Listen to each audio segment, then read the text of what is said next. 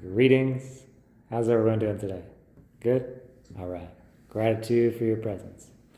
Before we start, I want to take a moment to honor the ancestors and the journeys that brought all of us here today from the four corners of the planet, the earth that we call our home. It's impactful to me and to this movement that we've all come together in this space and time to speak about the nature of consciousness.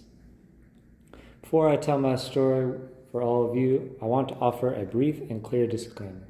I was given permission from the medicine man of this native tribe in the heart of Turtle Island to share my story here with all of you. My name is Robert. I go by the name Erta. And as you can see, I'm a white guy from New Jersey. I'm here to tell you a story about a third magical fungi. I was able to experience this corner of the great mystery with a Native American tribe of indigenous people through their ancestral ceremony within their traditional culture. You know, like white guys from New Jersey enjoy doing. I'm also a pending PhD graduate from the University of Sedona in the metaphysical science of altered states of consciousness, which is a big fancy way of saying I like to get high. I'm also the founder of Forage's Dream, which is creating partnerships with native tribes to promote indigenous reciprocity, offering a sober, ceremonial-grade mushroom ritual brew, and developing an AI-empowered ethical rating app called Entheometer for the psychedelic renaissance movement. Think of it like Rotten Tomatoes for psychedelics. And for the past 15 years, I have been studying the science of psychedelics, entheogenic medicine, and native rituals. Guided by indigenous peoples from all over the world, I've learned how to explore the nature of consciousness and the infinite dimensions of reality, which, if you can't tell by my outfit, is just a really fancy way of saying I did a lot of drugs. I smoked weed with my friend's truck outside of our high school gymnasium. I ate mushrooms in the park near my college dorm.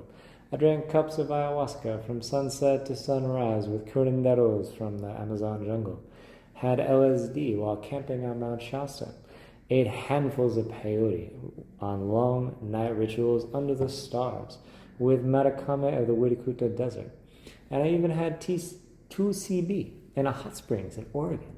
Sang song in a sweat lodge, on a vision quest and in the Sundance with a Wichacha Wachan of the Lakota Nation. I passed a water drum in a teepee with a hopi. I brought coconuts from the sea to the top of Mauna Kea with a Hawaiian kahuna. I had yopo with a medicine man from a festival in Costa Rica. I had bufo from a jungle priestess on Kauai. I even had more combo dots than I can count, and also smoked amanita from a pipe in my neighbor's backyard. And now I'm here 321 days into my sobriety, and I'm talking to all of you about these psychedelic drugs, entheogenic medicines, and mythical experiences. You could say I have what some call experience. I've logged over 10,000 hours in altered states of consciousness, but let's be honest, I am no shaman. I don't come from a bloodline like these men and women here do. I have not been properly initiated to administer these medicines just yet. And I am, however, a human being who has been seeking health and was invited to receive this particular mushroom that I'm going to share with all of you of my experiences and the research that I have conducted. Now, let's shift gears and get a little whimsicality into this room. Anybody here like to try functional mushrooms? I know I do. I'm imagining most of you do as well.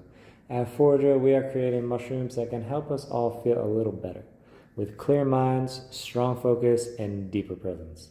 That's why we're creating a line of sober, ceremonial-grade mushroom rituals, so that every day you can imbibe without trying to escape, but engage more fully in your life and with your purpose and destiny.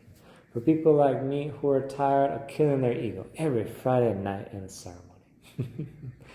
Most of these mushrooms will support our sobriety. Some of them shift our consciousness. A few can help clean up our planet's ecosystems, and some may be your last meal because they're kind of deadly. So today we're going to talk about 3 of them that have a rather magical quality. First up is fly agaric. Maybe you, like me, remember playing Super Mario Brothers on the N64. You read Alice in Wonderland in school, watched that new Doom movie on the big screen, or woke up to Christmas morning with presents from Santa Claus. It's got a red cap, white dots, looks like a toadstool, and as if it came from a fairy tale. Scientists call it Amanita muscaria. Raise your hands if you tried this one. Probably just a few. That's good. Next is psilocybin, which is called teotanacatl by the indigenous peoples of Mexico. You can see here Maria Sabina, who is a Mazatec medicine woman, offering this mushroom to Gordon Wasson. He's a white banker from New York City who went to visit her in her village. And then he wrote this article in Life magazine that made her village, their practices, and the medicine world famous. Therapists call this psilocybin cubensis. Who here has tried it? Probably a few more. That's good to see. Nowadays, you can go to pretty much any herb shop in this country and find a psychedelic chocolate bar. It might say Amanita on the label, but chances are it's often not the mushroom that comes from the ground and was eaten by reindeer in the forest. It's probably a lab-made pharmaceutical-grade synthetic molecule that's stripped of context, lacks authenticity, and is without any quality control. They will often make people drunk or sick, and rather than opening the doors of perception like people are wanting. You may be looking for a similar experience to Gordon Wasson, but what we have available today is the opportunity to seek out a psychedelic therapist, retreat center, or even become a practitioner yourself by going online and taking a 6-week course that gives you a piece of paper that says, I'm a shaman. If you want to try this in a therapeutic setting with a professional, you can, but it's going to cost you a couple $1,000s. Do you really think Maria Sabina or anyone from her tribe could experience in that? I don't think so. But what if there's a third mushroom? On my journey of healing, I met a tribe in the heart of Turtle Island with a mysterious history. The people there practice a ceremony so sacred, most people don't even know how to pronounce its true name. Wiwang Wachipi. In that ceremony is a mushroom with a name that's also hard to pronounce, Champangela.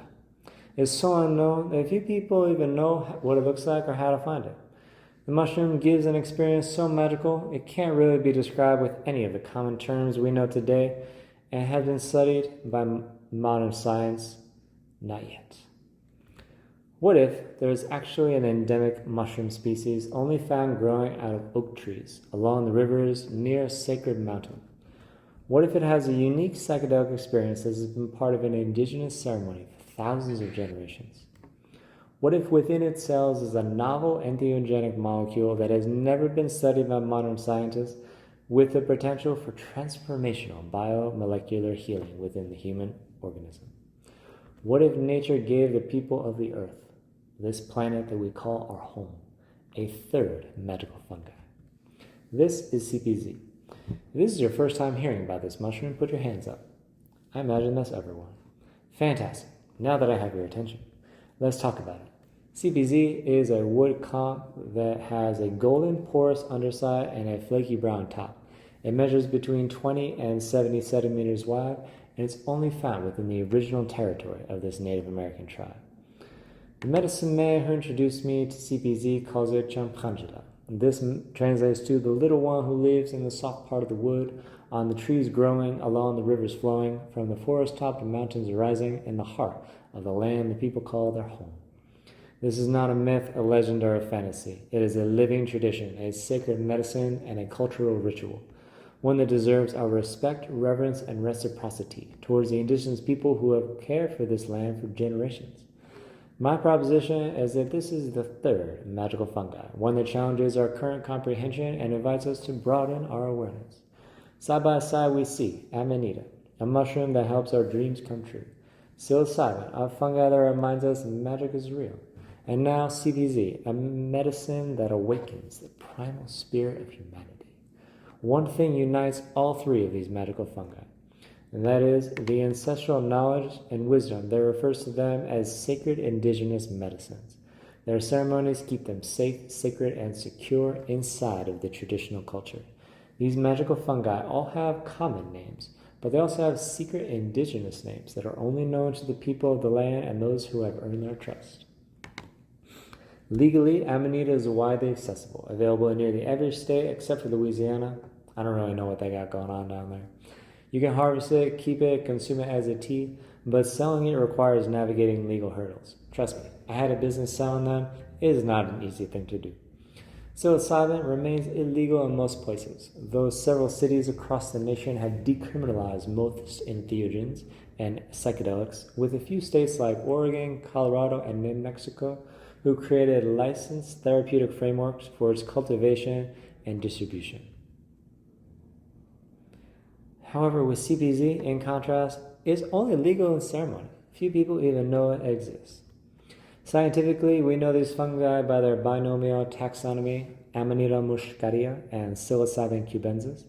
For PCZ, it remains unknown, and maybe it should stay that way. Botanically, scientists have discovered molecules hidden inside of these mushrooms. We see muscamol, muscarine, and ibotenic acid on the left, psilocybin and psilocin in the middle. With CPZ, we just don't know, and maybe we're not supposed to. The human nervous system functions on neurotransmitter activity. Here are these molecules interacting with the GABA, glutamate, and acetylcholine pathways, or serotonin. They look like this. With CBZ, we really don't know, and maybe we never will. The subjective psychedelic experience of each mushroom is unique and profound. With psilocybin, your mood can become excited, your nervous system is regenerated, and your neurons more connected than they were before. With Amanita, you could feel calm, relaxed, your memory can be enhanced, and your learning can be improved. On CBZ, when imbibed the traditional way, one can experience an awakening of the primal nature of being human. The native people say that the nervous system can become detoxified, the gut can become cleansed, and the blood can become purified. Side by side, we can see we have three totally different mushrooms with very magical qualities. I can personally attest to the authenticity of that statement. My hypothesis is that if CPZ is indeed an endemic mushroom species, it does have a unique psychedelic experience, and it truly contains a novel entheogenic molecule, then it rightfully deserves to be called the third magical fungi. And in the rest of this presentation, I'm going to explain my research and why I think that is true. To better comprehend CPZ, I partnered with my colleagues at Tryptonomics and the Entheogen Genome Project. Our goal is to protect the traditional knowledge and ancestral wisdom of the indigenous people, ensuring they retain exclusive rights to this mushroom, their ceremonies, and sovereignty over their medicine, land, and culture. The only ethical and legal path to uncover the true nature of this mushroom is through collaboration, respect, and reverence for indigenous stewardship. Preliminary, these studies reveal something truly unique. We've identified at least two distinct molecules. They don't match anything we've seen before. They are neither muscamol nor psilocybin. What exactly they are remains a mystery, one we hope to solve one day. Traditionally, CPZ is involved three ways. First, it is burned like sage or palo santo. The patient inhales the smoke through the nose. It feels kind of like hape when you do it. And where it interacts with the optic nerve at the end of the nasal cavity, which theoretically is able to detoxify the brain. Secondly, it is brewed as a tea, much like chaga or reishi, amanita or psilocybin. Tastes kind of like dirt and tree bark with a little bit of genie sweat. Its consumption orally is able to potentially cleanse the gut and the digestive system. The third method is kind of radical. It's applied topically like a hemostat directly to an open wound where it can access the bloodstream. This allows the supposedly antimicrobial, antifungal, and antiviral compounds to enter the circulatory system, purifying the blood and supporting the circulatory system. The sensation of CPZ is profound, a euphoric effect comparable to anandamide, which releases endorphins similar to drinking cacao or experiencing that runner's high you get when you reach the top of a hill without slowing down. CPZ appears to increase the heart rate and blood pressure, impacting alertness, focus, and mood. It influences sleep and wake cycles, attention, and memory, much like noradrenaline does, impacting the way that our energy functions, simulating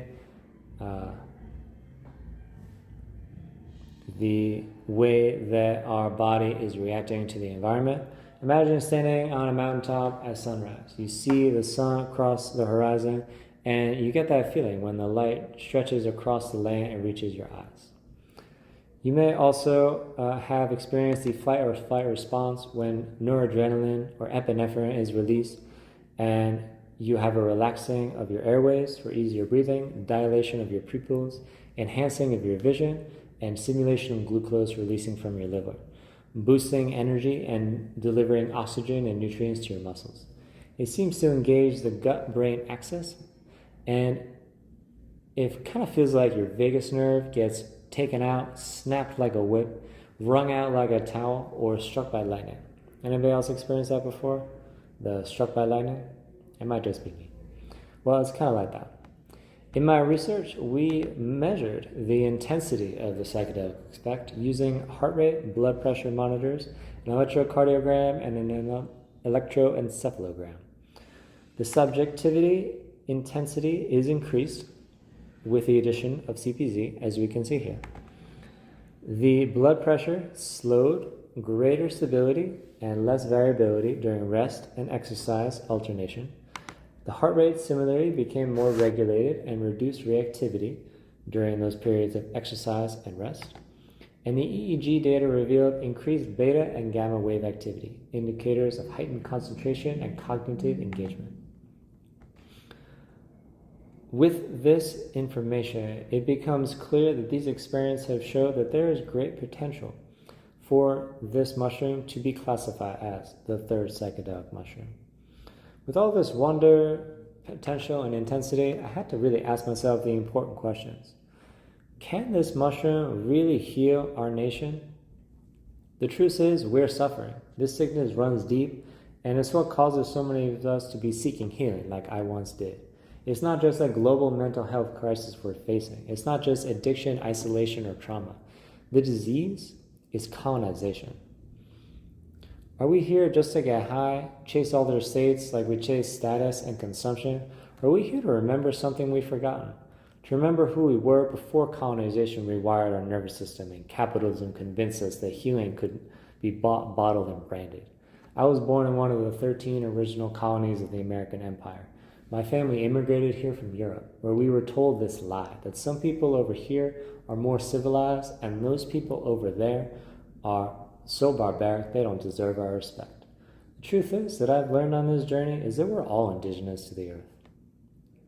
This disease of colonization, it lives within our brains, in our breath, in our gut, in our blood. It's in the economy and the education, the prison and the grocery store.